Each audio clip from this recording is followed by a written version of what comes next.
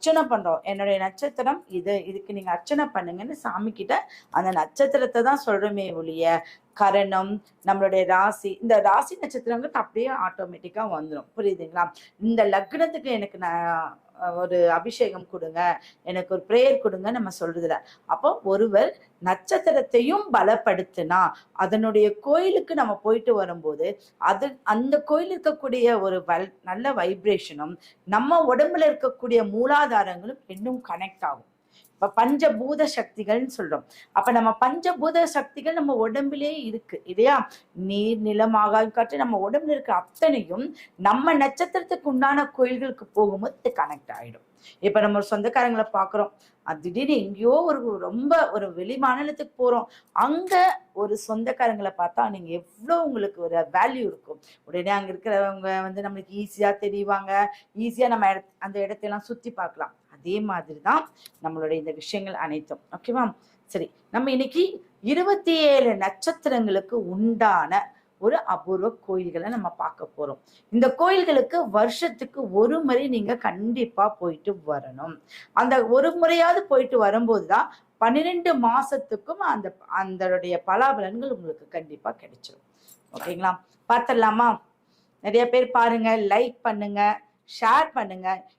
நான் அடுத்தடுத்த விஷயங்கள் எல்லாம் இதுவரைக்கும் சொல்லப்படாத சப்த கன்னியர்கள்னா யாரு, அவங்க எங்கிருந்து உருவாக்கப்பட்டார்கள், அவர்கள் வழிபட்ட ஸ்தலம். இன்னைக்கு உங்களுடைய குலதெய்வ கோயில்கள் எடுத்துக்கோங்க, எந்த கோயிலும் கருப்பராயர் சப்த கன்னியர்கள் இல்லாத ஒரு ஆலயமே கிடையாது. ஏன்னா அவங்கதான் வழிகாட்டிகள். அவங்கதான் பாத்தீங்கன்னா இருக்கக்கூடிய அனைத்து சக்திகளையும் தனக்குள்ள உள்ளடக்கக்கூடிய ஒரு கன்னிமார்கள், தேவதைகள்னு சொல்லுவாங்க.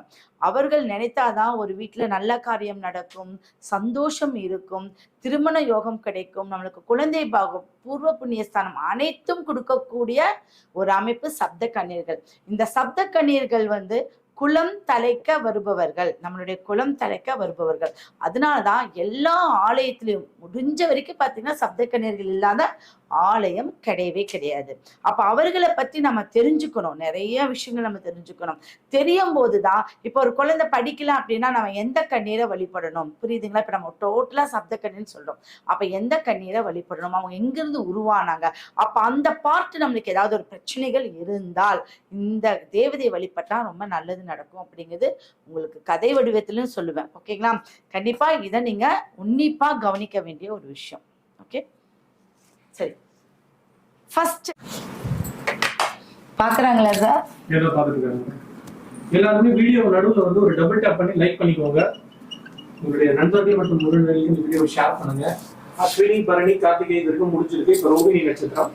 ஓகே, ரோகிணி அப்படிங்கிறது சந்திரனுடைய நட்சத்திரம், மனோகாரகன். இந்த மனோகாரகன் அப்படிங்கிறது எவ்வளவு வலிமை தெரியுங்களா? ரோகிணி நட்சத்திரத்துல பிறந்தவங்களா பாத்தீங்கன்னா மனநிலை அடிக்கடி கொஞ்சம் மாத்திட்டு தேய்பிரை வளர்பிரைங்க கூடிய ஒரு அம்சத்துல இருப்பாங்க. அப்போ இந்த மனோகாரகன் அப்படிங்கிறது மனநிலையை கட்டுப்படுத்தி நம்ம வைக்கக்கூடிய ஒரு நட்சத்திரத்துக்கு அதிபதியா இருக்காங்க. அப்போ ஒரு தாய்க்கு அதிபதியா இருக்காங்க சந்திரன். அப்ப இந்த நட்சத்திரத்துல பிறந்தவங்களுக்கு இயற்கையிலேயே என்ன அப்படின்னா ஒரு தாயன்பு, எல்லா விஷயங்களும் அவங்களுக்கு இயற்கையிலேயே வரும். ஆனா என்னன்னா எப்பவுமே ஒரு டிசிஷன் எடுக்கணும் அப்படின்னா ரெண்டு விதமா எடுப்பாங்க. இது பண்ணலாமா, அது பண்ணலாம், அதுதான் அவங்க கிட்ட இருக்கக்கூடிய ஒரு மைனஸ். அப்ப இந்த ரோகிணி அப்படிங்கிறது என்ன பண்ணும் அப்படின்னா, இப்ப வளர்பிறையில நீங்க பிறந்திருக்கீங்க, ஒரு எக்ஸாம்பிள் எல்லாருமே தெரிஞ்சுக்கோங்க. யாரெல்லாம் வளர்பிறையில பிறந்திருக்கீங்களோ அவங்க தேய்பிரியில எந்த நல்ல காரியத்தையும் செய்யுங்க. நல்லா நோட் பண்ணிக்கோங்க. யாரெல்லாம் தேய்பிரியில பிறந்திருக்கீங்களோ அவங்க வளர்பிரியில நல்ல காரியங்கள் செய்யுங்க. உங்களுக்கு எப்பவுமே எதிர் வினை, எப்போ பிளஸ் இருந்தா இங்க மைனஸ் இல்லை என்றால் ரெண்டுக்குமே வேல்யூ இருக்காது, ஒரு பிரகாசம் இருக்காது. அப்போ ஒரு பிளஸ்ஸுக்கு நீங்க அதையவே சேர்த்ததுக்கு பதிலா ஒரு ஆப்போசிட் ரியாக்ஷன் சேர்த்தும் போது என்ன ஆகும்னா நல்ல விஷயங்கள் நடக்கும். அப்போ வளர்பிரியில பிறந்தவங்க தேய்பிரையிலையும், தேய்பிரையில பிறந்தவங்க வளர்பிரையிலையும் ஒரு விஷயத்த செய்யறது ரொம்ப நல்லது. அதுலயும் பர்டிகுலர் இந்த ரோகிணி நட்சத்திரத்துக்கு ரொம்ப ரொம்ப ஒரு நல்ல விசேஷம் நீங்க பண்றது. ஓகேவா? அப்ப இந்த ரோகிணி நட்சத்திரத்துக்கு உண்டான கோயில்கள் அப்படின்னு பாத்தீங்க அப்படின்னா பாண்டவ தூத பெருமாள் கோயில். ஆண்டவ தூத பெருமாள். பாண்டவ தூத பெருமாள். அப்போ இந்த ரோகிணி நட்சத்திரம் இப்ப ஒண்ணும் இல்ல, ஒரு மகாபாரதம் எப்படி உருவாச்சு? ஒரு பெண்ணால் உருவானது. புரியுதுங்களா? பஞ்ச பாண்டவர்கள் பாத்தீங்கன்னா அழிந்ததுக்கு காரணமே ஒரு பெண்ணால் உருவானது. அப்போ இவங்க இந்த நட்சத்திரத்துல பிறந்தவங்க அவசர முடிவு எடுக்காதீங்க. இதுதான் இதோடைய கதைகள். இன்னைக்கு புராண கதைகள்ல இன்னைக்கு வாழ்க்கை முறை அனைத்துமே அடங்கியிருக்கு. புரியுதுங்களா? புராணங்கள் இல்லை என்றால் வாழ்க்கை முறையும் கிடையாது, ஜோதிடமும் கிடையாது. அப்போ இந்த ரோகிணி நட்சத்திரத்துல பிறந்தவங்க அவங்க வீட்டுல அவசர முடிவு எடுத்தா போர்க்களமும் போராட்டமும் தான் நடக்கும். அப்ப அவங்க இந்த பாண்டவ தூத பெருமாள் கோயிலுக்கு போயிட்டு வரும்போது உங்களுடைய மனநிலை அமைதியாகும், தெளிவு பிறக்கும், உங்களுடைய உடம்பும் பலம் பெறும். உங்களோட உடம்புல பாத்தீங்கன்னா அடிக்கடி சளி தொந்தரவு, வயிறு சம்பந்தப்பட்ட பிரச்சனைகள் இருந்தால் இந்த கோயிலுக்கு போயிட்டு வரும்போது அது ஒரு தீர்வோடு தான் நீங்க வருவீங்க. அதோட கால் மண் மிதிச்சாலே, இப்போ ஒண்ணும் இல்லை, இங்க இருந்து திருப்பதி போறீங்க, பெருமாள் எல்லா பக்கம் இருக்காரு. ஏன் நம்ம வீட்டுல இருந்தே பிரம்மாண்டமான ஒரு பெருமாளை உருவாக்கி நம்ம கும்பிடல? அந்த இடத்துக்கு போகும்போதுதான் நம்மளுக்கு ஒரு நல்ல திருப்பங்கள் வரும் அப்படிங்கிறதானே. அப்போ உங்களுடைய நட்சத்திரத்துக்கு உண்டான இந்த கோயிலுக்கு போகும்போது தான் உங்களுக்கு ஒரு நல்ல காரியங்கள் நடக்கும்.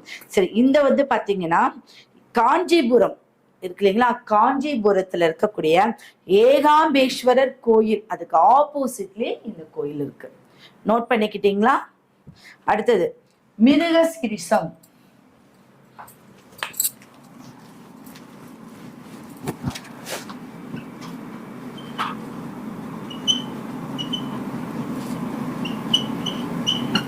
மிருகசீரிஷம். இந்த மிருகசீரிஷம் அப்படிங்கிறது செவ்வாய். இன்னைக்கு ஊர் உலகம் எல்லாம் என்ன பண்ணிட்டு இருக்காங்க? முருகன் முருகன் முருகன், திருச்செந்தூர் முருகன், பழனி முருகன், பழமுதிர்ச்சோலை, இப்படி முருகன் செயல்பாடு. இன்னைக்கு எங்க திரும்பினாலும் அந்த கோயில் அவ்வளவு கூட்டம் இருக்கு. ஏன்? முருகன் என்பவர் உலகை ஆள்பவர். இப்ப நம்ம சிவன் சொல்றோம், ஆனா முருகன் சிவனும் பார்வதியும் ஒரு அரக்கனை அழிக்கவில்லை அப்படி என்றால் முருகன் அழித்து விடுவார். அப்ப யாருக்கு பலம் அதிகமா இருக்குன்னு சொல்றீங்க? அப்ப முருகனுக்கு இருக்கு இல்லையா?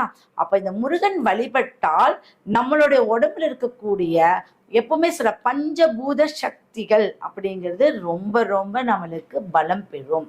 அப்ப அந்த முருகனுக்கு நல்ல ஆண்மை, நல்ல திறமை, நல்ல வலிமை, புரியுதுங்களா? நல்ல ஒரு பேச்சு திறன் யாராவது இருக்காங்க அப்படின்னா மிருகசீர்ஷ நட்சத்திரத்துல இருப்பாங்க. நல்லா பேசுறாங்க அவங்க தான் ஓரளவுக்கு மிருகசீர்ஷ நட்சத்திரத்துல இருப்பாங்க. டக்குன்னு கோவப்படுவாங்க, அந்த கோபம் நியாயமானதாக இருக்கும்.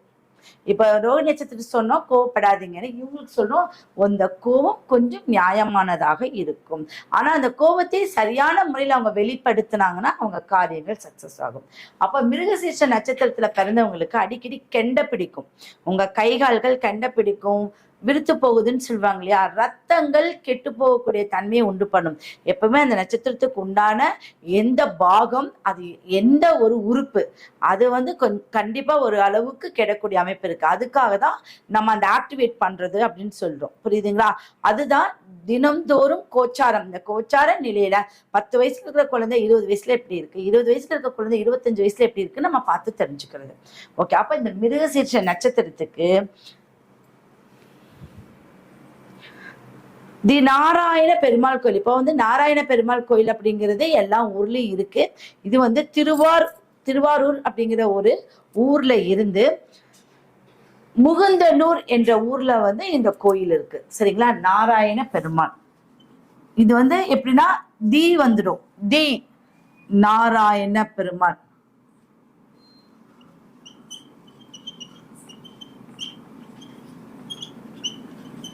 இதோட இது என்ன? தி நாராயண பெருமாள் அப்படிங்கிற மாதிரி உங்களுக்கு அந்த கோயிலுடைய பெயர்கள் இருக்கும். இந்த கோயில் இருக்கக்கூடிய ஊர் அப்படின்னு பாத்தீங்கன்னா முகுந்தனூர் என்ற ஊர்ல இருக்கு. முகுந்தனூர், அந்த முகுந்தனூர் கோயிலுக்கு எப்படி போகணும்னா திருவாரூர் போகிற வழியில இருக்கு. சரிங்களா? இதை எழுதிட்டீங்களா?